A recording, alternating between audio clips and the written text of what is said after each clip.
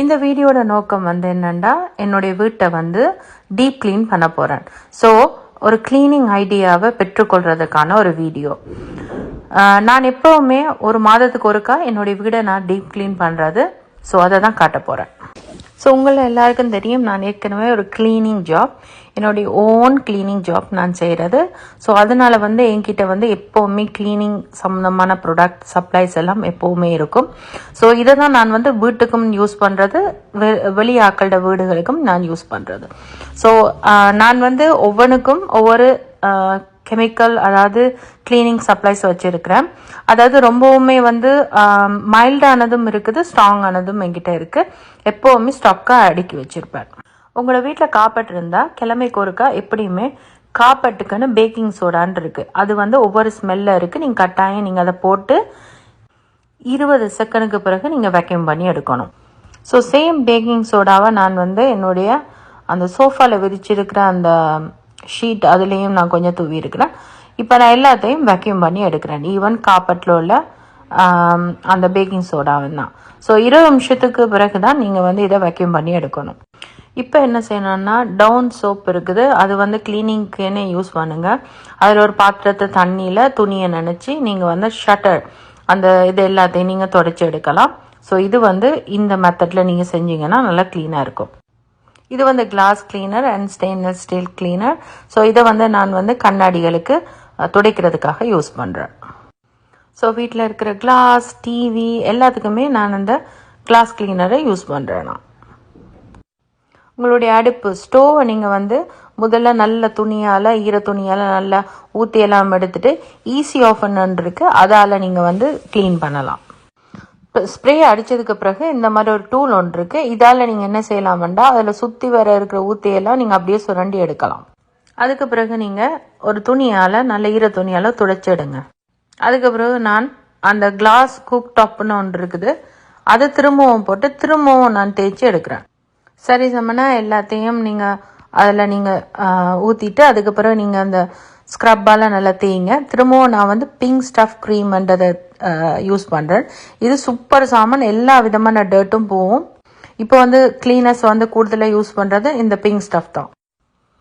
கடைசியாக நான் எல்லாமே க்ளீன் பண்ணதுக்கு பிறகு அந்த கிளாஸ் அண்ட் ஸ்டெயின்லெஸ் ஸ்டீல் அந்த கிளீனரை திரும்பவும் ஸ்ப்ரே பண்ணுறேன். ஸ்ப்ரே பண்ணிவிட்டு நல்ல ஒரு ஷைன் லுக் கொடுக்கறதுக்காக இதை யூஸ் பண்ணுறேன். இது ஆஃப்டர் கிளீனிங்க்கு பிறகு இப்படி தான் இருக்கும்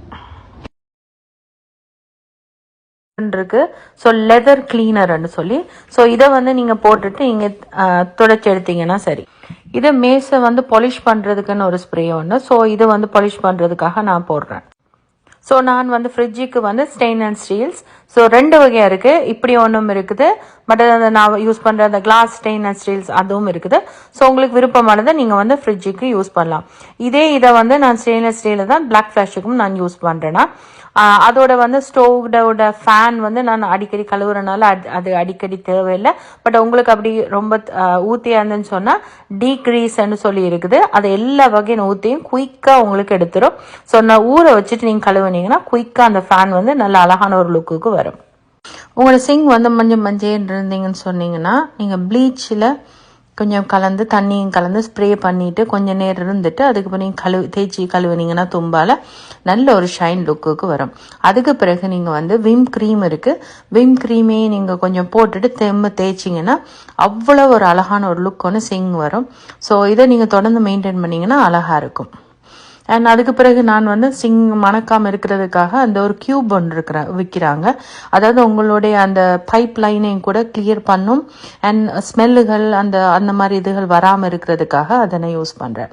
அதுக்கு பிறகு நாங்கள் கேட்டில் வந்து ரொம்ப ஊற்றியாக இருந்துச்சுன்னு சொன்னால் நீங்கள் வினாகரி இருக்குது, வினிகர் அது ஒரு ஆஃப் போட்டுட்டு ஃபுல்லாக நீங்கள் தண்ணியை நிறச்சி கொதிக்க விடுங்க. கொதிக்க விட்டதுக்கு பிறகு பாருங்கள், அப்படியே அதில் உள்ள அவ்வளோ ஊத்தையும் போயிருக்கும். சூப்பரான ஒரு நியூ லுக்குக்கு உங்களுக்கு கிடைக்கும். ஸோ அதுக்கு பிறகு மைக்ரோவேவ் வந்து நீங்கள் ஒரு கப்பில் வந்து வினாகிரியும் நான் அந்த டான் சோப் இருக்குது அதுவும் என்ன ஸ்மெல்லுக்காக அந்த கப்பில் தண்ணியை நிறச்சி ஒரு 80 கிட்ட வந்து சூடாக்குறேன். ஸோ சூடாக்கணுன்னு அந்த ஆவியெல்லாம் அதில் போய் நல்ல ஒரு மைக்ரோவேவ் வந்து அந்த வாசம் ஒன்று இருக்கும். ஸோ அதுக்கு பிறகு அப்படியே நீங்கள் க்ளீன் பண்ணி எடுத்தீங்கன்னா சரி. ஸோ சிங்குக்கு வந்து நான் வந்து அதுக்குன்னு தனியாக இருக்குது அந்த டைல்ஸ் டப் ரிமூவர்ன்னு சொல்லி, ஸோ அது ஸ்ப்ரே பண்ணுறேன். அப்புறம் டாய்லெட் பாலுக்கு வந்து டாய்லெட் பால் க்ளீனர்னு ஒன்று இருக்குது, ஸோ அதையும் போட்டு நான் க்ளீன் பண்ணுறேன். ஸோ இதுதான் வந்து பேசிக்கான சில அடிப்படையான க்ளீனிங் பண்ணுற ஒரு விஷயம் உண்டு. ஸோ இந்த மாதிரியான க்ளீனிங் சப்ளை உங்கள் வீட்டில் இருந்தீங்கன்னு சொன்னீங்கன்னா உங்களுக்கு ரொம்ப ரொம்ப இலகுவாக இருக்கும். அதுக்கு பிறகு வந்து நான் கவுண்டர் டாப்பை வந்து ரொம்ப ஷைனி லுக்குக்காக நான் என்ன செய்கிறேன், granite and stone and clean shine என்று சொல்லி இருக்குது, 2 வகையானது. ஸோ 2ஐயும் ஸ்ப்ரே பண்ணி நான் துடைக்கிறேன். ஸோ நல்ல ஒரு ஷைன் லுக் இருக்கும். அது மட்டும் இல்லை, கட்டாயம் நீங்கள் உங்களோட வெண்ட்டை வந்து கிழமைக்கு ஒருக்காவது நீங்கள் துடைக்கணும். ஸோ அதில் உள்ள ஊத்தைகள் எல்லாம் இருக்கும். ஸோ இதுவும் வந்து முக்கியமாக செய்ய வேண்டிய ஒரு விஷயம் உண்டு. புது மொப் எடுங்க.